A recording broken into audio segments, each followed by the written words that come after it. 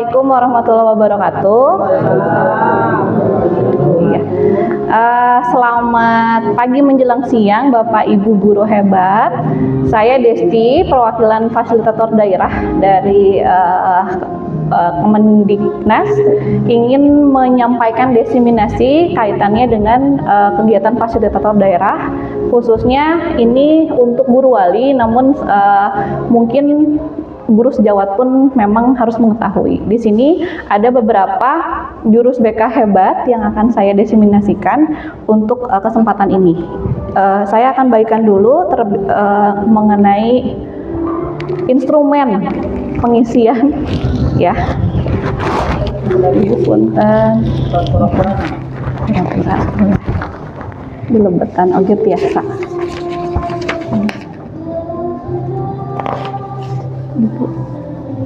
Bapak betul. Ya, hari ini saya akan mempresentasikan mengenai resiliensi. Mungkin dari Bapak atau Ibu ada yang sudah mengetahui apa itu resiliensi? Belum, ya. Mungkin masih terdengar agak asing ya Bapak Ibu tentang resiliensi ini. Nah, nanti saya jelaskan. Cuman sebelumnya saya ingin membagi dua kelompok dulu Ibu dan Bapak ya.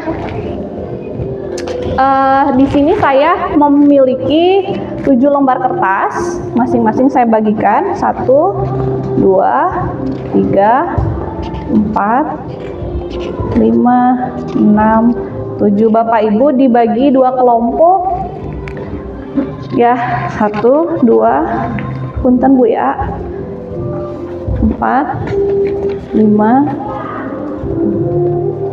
6, 7.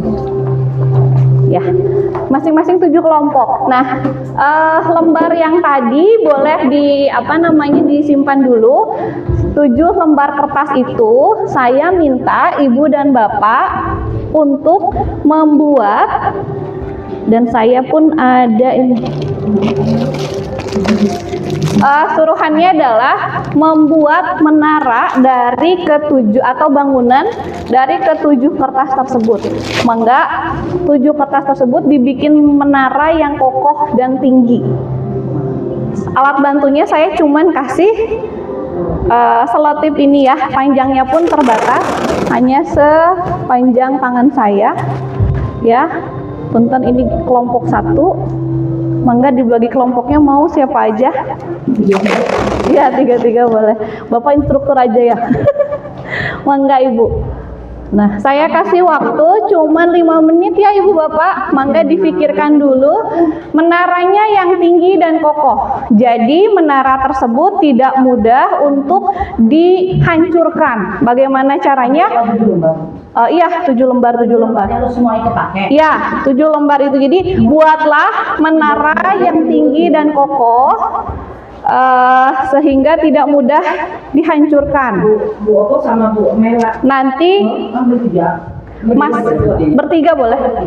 Oh, atau buletin.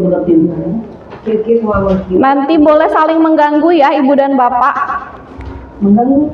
Ya, diganggu gimana caranya? 7 lembar ini harus dijadiin menara. Ya, 7 lembar itu dijadikan menara alat bantunya. Iya.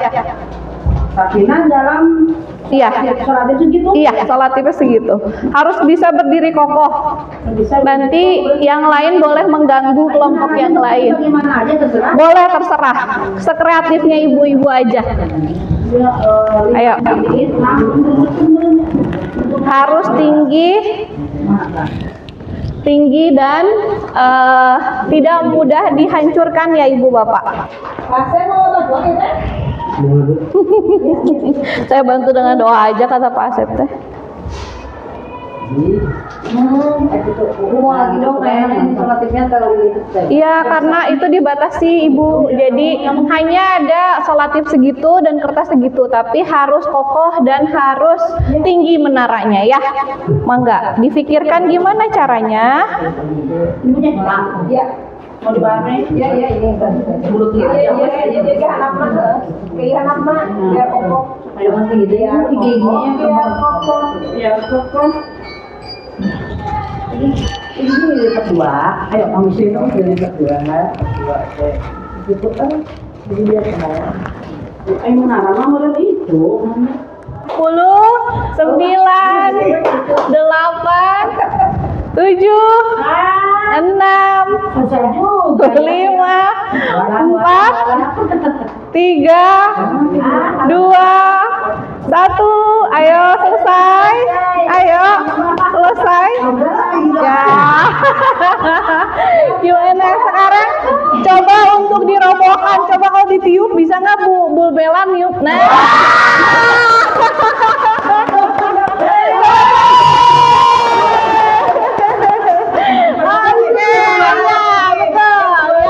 ya, betul ya. Jadi kayaknya ya guru sains sepertinya ya. Jadi guru sains mah jadi mikir dulu nih mau kayak gimana ini ya biar bawahnya oke ya.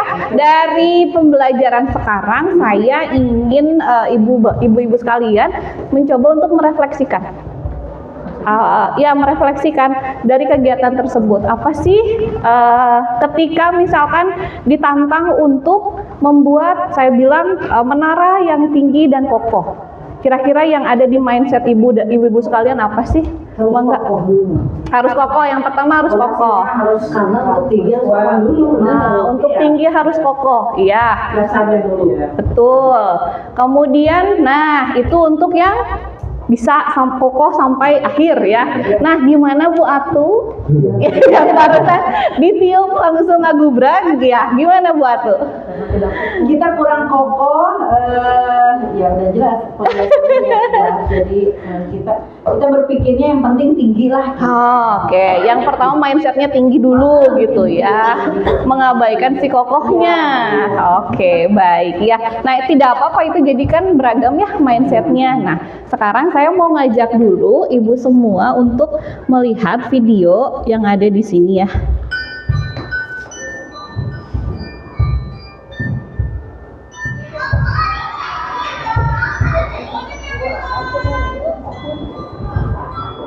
Kelihatan gak Bu ya?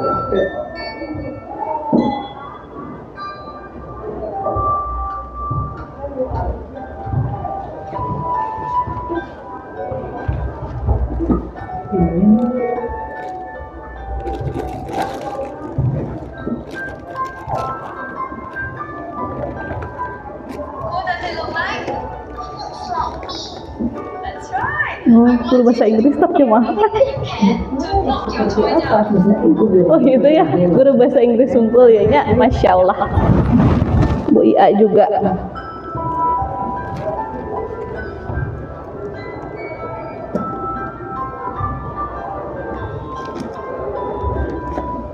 Who is the strongest in class?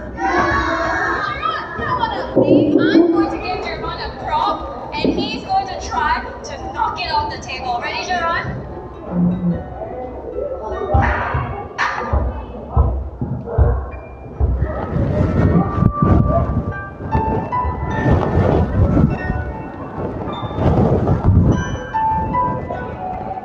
Okay, children, who can tell me what it means to have resilience?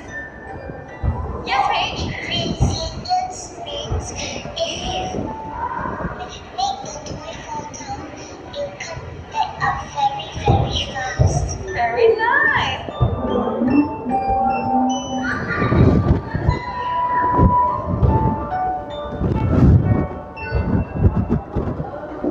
Nah, sebelum kita membahas video ini, saya juga ingin menanyakan kepada Bu Atu, Bu Rin, dan ibu-ibu yang lain, apa yang ibu rasakan ketika si menara ini jatuh? Ternyata tidak sekokoh yang diharapkan, Bu Atu. Gimana tuh? Rasanya Rasanya kecewa. kecewa. Tidak berpikir lebih panjang Oke, untuk mengokohkan itu. Jadi butuh pemikiran dulu sih. betul. Dadakan. Iya, ya. Panik. Kemudian setelah itu terjatuh dan apa ada ini enggak ada usaha untuk memperbaiki? Oh iya ada. Jadi kedepannya kira-kira harus seperti apa, Bu Rin? pondasi dulu. Pondasi dulu. Sepakat dengan Bu Mela. Pondasi ya agar dia tidak jatuh. Baru memikirkan bagaimana tinggi ada lebih tinggi. Itu kata kuncinya Ibu sekalian. Jadi ketika seseorang tumbuh, itu kan dinamakan resiliensi yang saya jelaskan tadi. Resiliensi menurut Akademi Psikologi Amerika adalah kemampuan seseorang ketika terjatuh kemudian bisa kembali bangkit beradaptasi dengan baik. Jadi begitu, itu pun nanti harus kita aplikasikan kepada siswa atau peserta didik. Jadi ketika ada anak down, gimana caranya kita bisa membangkitkan ya motivasi. Tapi di sini saya mengajak untuk bukan jadi motivator, karena motivator itu sifatnya hanya sementara. Hari itu saja dimotivasi, iya Bu, tapi saya harapkan kita semua termasuk saya belajar untuk jadi inspirator. Ketika jadi seorang yang menginspiring ya, jadi menginspirasi siswa itu biasanya akan lebih lama kekuatannya. Jadi oh iya kayak ibu itu sosok yang gini gitu kan ya. Jadi mencontoh yang baik gitu ya. Nah itu mungkin yang harus diterapkan. Nah ini kaitannya dengan resiliensi tadi. Nah, di sini di dalamnya ada self awareness ya, kemudian emosi yang stabil, adaptasi, kemudian ada growth mindset.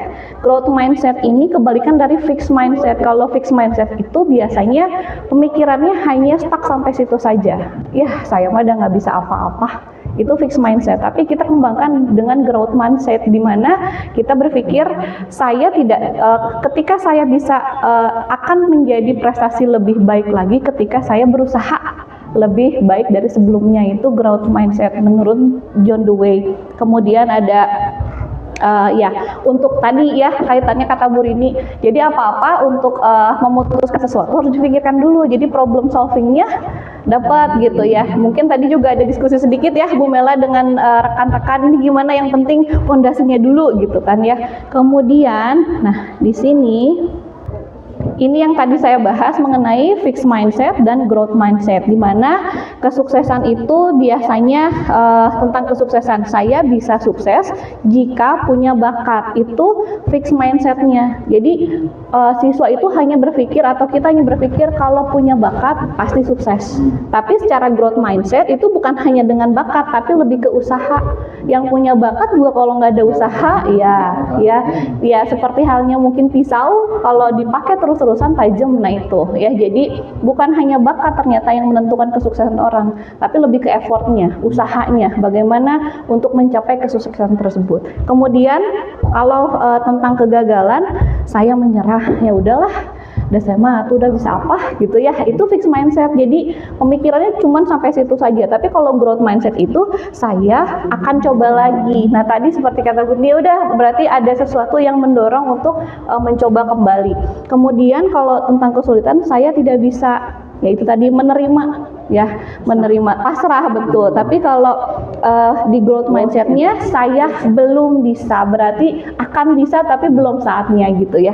Kemudian kalau masalah, mengapa masalah ini terjadi pada saya, jadi lebih ke kenapa sih harus saya gitu. Tapi kalau kita growth mindset, Allah juga tidak akan membebani ya kalau kita tidak ya mampu gitu. Jadi tetap harus ada usaha di situ. Nah di growth mindsetnya, solusi apa yang bisa saya upayakan, jadi masih ada usaha lagi, kembali ke usaha. Kemudian kalau dikritik, saya sakit hati gitu ya, seringkali ya kita pun gitulah ya, bisa apa sih, kan suka ada rasa gitu ya. Tapi kalau itu di fixed mindset, kalau di growth mindsetnya, terima kasih, saya akan memperbaikinya, jadi berusaha tetap untuk, nah itulah resiliensi itu kalau bahasa Indonesia itu daya lenting. Jadi tadi kata Bu Rini, nggak apa-apa gitu dulu, nanti berusaha lagi untuk lebih tinggi lagi. Nah seperti itu ya Ibu.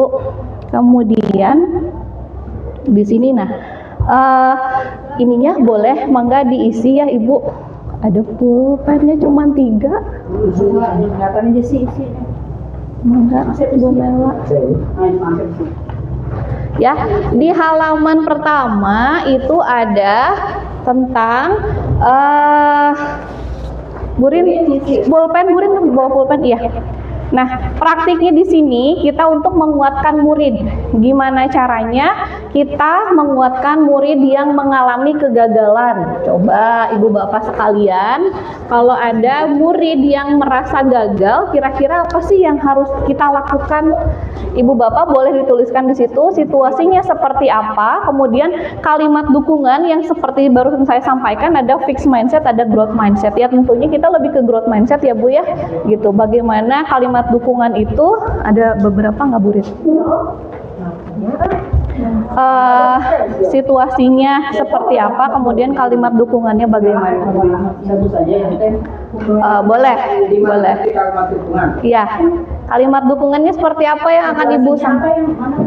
Boleh situasi apa aja.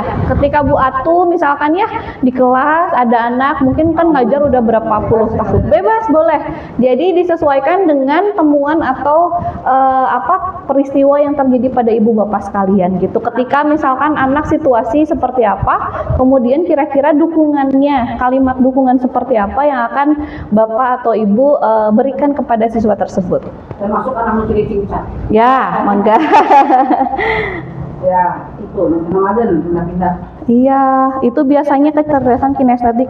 Saya juga ingin menyampaikan tentang potensi, Ibu.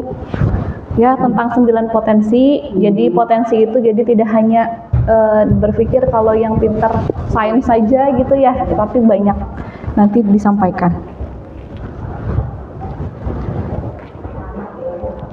Saya akan menjelaskan lagi mengenai dukungan, perbedaan dukungan dan pujian. Biasanya kalau pujian seringkali kita terbuai kalau dipuji ya, oh jadi melayang gitu ya. Nah itu akan berbeda dengan dukungan. Kalimat pujian itu biasanya ada juga yang justru melemahkan atau jadi anak itu nggak mau berusaha lagi karena udah dipuji. Iya udah bisa, jadi udahlah gitu ya. Tapi kalau dukungan itu senantiasa justru memotivasi lagi untuk lebih baik lagi. Jadi nggak puas cuman sampai situ saja gitu ya. Nah ini ada beberapa kalimat yang salah satunya adalah pujian. Pujian itu misalkan kamu hebat. Kadang-kadang ya karena saya udah bilang hebat ya sudahlah. Tapi kalau dukungan itu kamu sudah bekerja keras dan kamu layak mendapatkan itu. Jadi dihargai karena prosesnya, karena kerja kerasnya bukan hasil akhirnya. Biasanya akan memunculkan kembali ide-ide, inovasi, kreasi gitu ya ketika kita menghargai atau memuji prosesnya bukan pada hasil akhirnya. Seperti misalkan anak dengan nilai capaian 90. Ih kamu pinter ya. Padahal kita dalam prosesnya nggak tahu si anak itu teh nyontek ya atau mungkin karena ya tapi kalau misalnya dalam prosesnya kita menilai si anak gitu yang biasanya aktif memang oh iya karena kamu memang aktif sehari-harinya kemudian usahanya juga baik akhirnya memang pantas mendapatkan nilai 90 gitu. Kemudian orang dewasa yang ngontrol, bapak atau ibu senang kamu mau dengar nasihat kami, tapi itu pujiannya. Tapi dukungannya itu ibu dan bapak percaya kamu bisa belajar dari kesalahan. Jadi ya itu tadi kembali ke prosesnya. Jadi dia menyadari dengan kesalahannya dan memperbaikinya. Kemudian fokus pada kesempurnaan hasil. Wah suaramu merdu sekali. Itu pujian, tapi kalau encourage-nya itu kamu sudah berlatih sangat keras, kamu pasti bisa. Kemudian yang terakhir menjadi takut berbuat salah. Kamu memang anak patuh, tidak pernah mengecewakan ibu. Dan dorongannya adalah semua yang belajar sepeda pasti pernah jatuh. Ayo coba terus seperti halnya tadi. Jadi tidak menyerah karena satu kali mengalami kegagalan gitu ya. Kemudian, nah di sini ada di lembar kerja kedua ibu dan bapak ada ini ya. Nah, ada praktik memberi feedback dengan teknik burger. Teknik burger itu seperti apa? Di awal kita mengapresiasi ya, anak tersebut udah ada usaha, tapi mungkin si anak tersebut belum mencapai prestasi yang optimal. Jadi kita misalkan diawali oleh apresiasi. Contohnya, ibu atau bapak apresiasi kamu sudah melakukan upaya terbaikmu. Nah, kemudian tapi si anaknya belum maksimal mencapai prestasi yang diinginkan, dikoreksi. Gimana kalau kamu mengurangi nonton dan mengalokasikan sedikit lebih waktu untuk belajar. Jadi ada dorongan di situ. Kemudian diapresiasi lagi, ibu dan atau bapak yakin kamu pasti bisa gitu.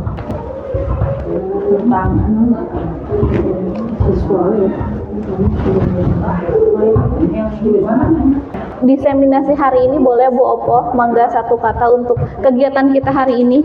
Bu Ia mangga. Bu Ato silakan nanti. Bu Anis. Bapak paling ganteng punten. boleh. Pokoknya apa yang Ibu rasakan, satu kata boleh, beberapa kata boleh.